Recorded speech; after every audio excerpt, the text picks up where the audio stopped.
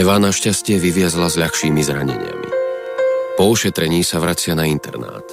Netuší, kde sú spolužiačky, s ktorými ráno cestovala. Ako by si stále neuvedomovala, čo sa vlastne stalo. Až keď zbadá svoje spolubývajúce živé a zdravé, prepukne v nej úľava nad tým, že všetky prežili. Tieto 3 dievčatá mali šťastie. Teraz chcú len jedno. Oznámiť svojim rodinám, že sú v poriadku. Začať odznova a rýchlo zabudnúť na hrôzu, ktorú prežili. Ťažko sme to prežívali, potom také besené noci boli a dlho trvalo, kým sme sa odvážili vlastne sadnúť znova na električku. Správa o nehode sa rozšírila po meste rýchlo, ale Jankina matka zatiaľ nič netuší. Informácie jej donesie až suseda. Jej dcéra bola tiež v električke. V ťažkej chvíli ponúka šestákovej pomoc. Suseda ma zobrala s autom dole k nemocnici, ale na miesto už nás nepustili, tam už bola polícia, len do nemocnice, tam potom manžel prišiel a hovorí, ideme ju hľadať. Na chodbách fakultnej nemocnice je zmätok a panika. Keďže sa nachádza najbližšie k miestu nehody, je najviac preplnená. Pacienti ležia na nosítkach pred ordináciami, čakajú na ošetrenie alebo operáciu. Ale personál toľko zranených nestíha ošetrovať. Prioritu majú urgentné prípady. Rodiny, ktorým niekto blízky cestoval týmto spojom, bežia do nemocníc a snažia sa zistiť niečo o svojich blízkych. Všetko sťažuje nedostatok informácií. Aj šestákoví sa snažia zistiť, kde je ich dcéra. Ale od nemocničného personálu dostanú šokujúcu odpoveď. Nemocnice nemajú mená pacientov, ktorých prijali. Osobné veci zranených vzala polícia. Nikde nebol a nikde nám nikto nevedel povedať, čo je, kde je. Len videli sme spústu ľudí, vozili tam a našu sme nikde nemohli nájsť. Jankini rodičia sú zúfalí. Bežia z jednej nemocnice do druhej, ale nik im nevie pomôcť. Až v tej poslednej nájde Jankin otec lekára, ktorý je jeho známy. Svitne nádej, že im svojim ľudským prístupom pomôže nájsť dcéru. Prišiel jeden lekár a zhodou okolností jeho bývalý spolužiak. Tak sa ho pýta, Miky, čo ty tu hľadaš? Žiaľ, hovorí, hľadáme si vlastnú dceru, hovorí, z havárie od električky. No a hovorí, vieš, my nemáme meno slov, len podľa oblečenia máme popísané, že kto, čo mala oblečené. Tak sme mu hovorili, že čo, a on už hneď vedel. Hovorí, že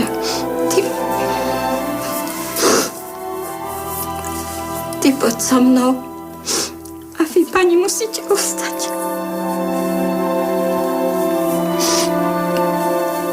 Išli dozadu a ja som už vedela, že kde idú.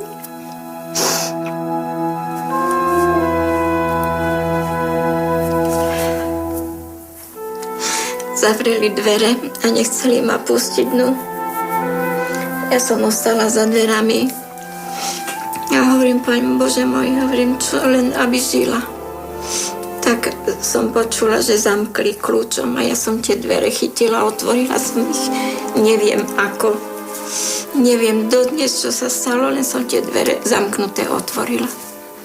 A jak som ich otvorila, hneď som videla, na zemi ležala prikrytá.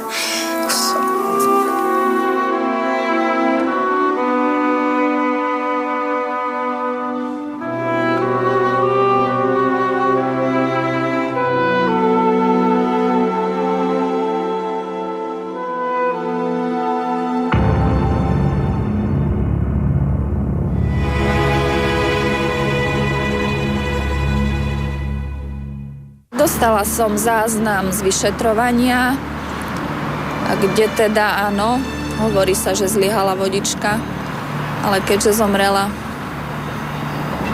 nevedela sa brániť, no ja neviem, čo tam bolo zle.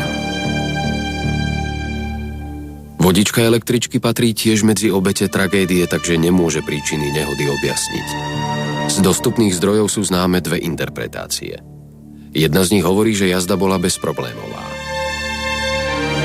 Tá druhá neoficiálne tvrdí, že už počas prvej jazdy vodička dispečerovi oznámila, že má problém s brzdou. Teraz už môžeme len špekulovať, či je táto informácia pravdivá.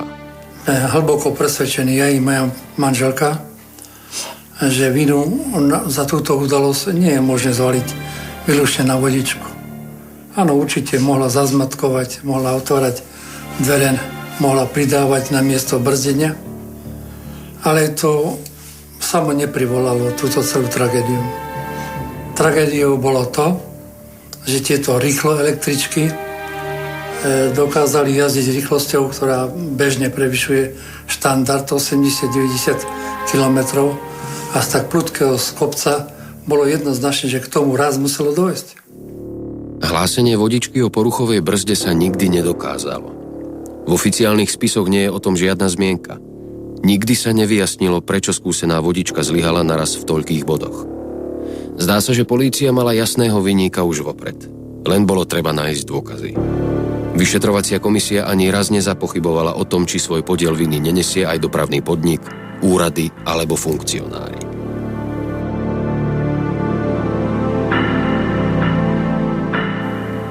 Policajné vyšetrovanie sa skončilo veľmi rýchlo. Za vinníka bol označený ľudský faktor, konkrétne zlyhanie koncentrácie vodičky. Nik z funkcionárov dopravného podniku neodstúpil alebo nebol oficiálne odvolaný. Pri nehode električky číslo 6 zahynulo oficiálne 9 ľudí. Niektoré zdroje hovoria, že obetí bolo o mnoho viac. O chvíľu uvidíte, kto a prečo sa snažil podrobnosti katastrofy utajiť.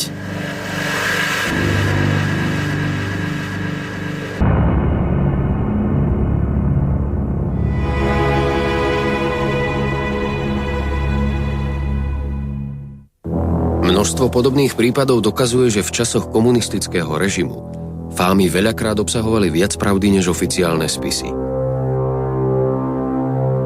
Pozostalí nikdy nedostali od košického dopravného podniku žiadne ospravedlnenie či vysvetlenie. Pár dní pred pohrebom im zazvonili pri dverách dvaja muži. Neprišli však ponúknuť dôstojné odškodné rodine, ktorá stratila jedinú dcéru.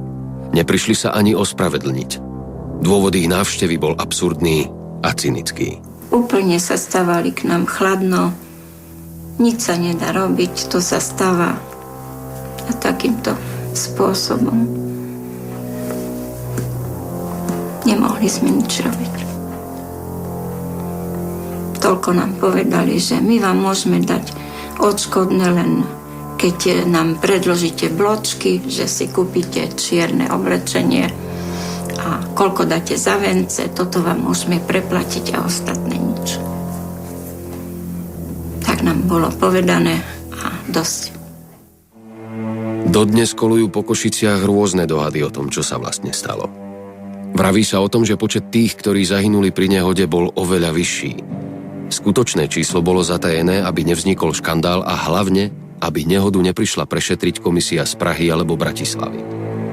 Ani dnes, po 30 rokoch sa dopravný podnik Košice nechcel vyjadrovať k tomuto prípadu. Zástupcovia podniku odmietli aj spoluprácu na tomto dokumente a dokonca vyjadrili nevôľu nad tým, že sa tvorcovia snažia prípad po rokoch zas otvoriť. Skutočným dôkazom toho, že sa tragédia stala, sú matky a otcovia rodín. Céry a synovia, ktorých ráno rodičia vyprevadili do života a nie na smrť. Desiatky tých, čo prežili, ale boli zmrzačení na celý život. Na aféru sa socialistické úrady snažili zabudnúť tak rýchlo, ako sa aj stala. Len jediné sa zmenilo po nehode. Dopravný podnik vydal vyhlášku, podľa ktorej odvtedy musia vodiči električky na zjazde z kopca pod poliklinikou dávať povinnú stopku, skôr než sa spustia dole k ďalšej zastávke. Ale stopka na kopci nie je jediné, čo pripomína túto tragickú udalosť. Vždycky ideme na Všech svätých, lebo to je tak tesne potom na hroby, takže v podstate vždycky ideme k Jane. Ani čas nezahojí rany rodičov, ktorí stratili prvorodené dieťa. Nie len náhrobné kamene a fotografie im pripomínajú jedinú dcéru. Keď idem niekedy s manželom s autom, tak ja sa otočím na druhú stranu a vôbec nepozerám na tú stranu, kde bola tá havária. Nemôžem sa pozerať. Ja to mám stále pred očami.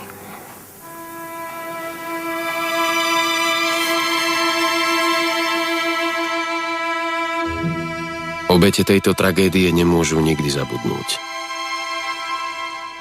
A dnes na tomto mieste nie je ani pomník, ani pietný kríž s kvetmi, ktorý by pripomínal tragické udalosti na sviatok dušičiek v roku 1978.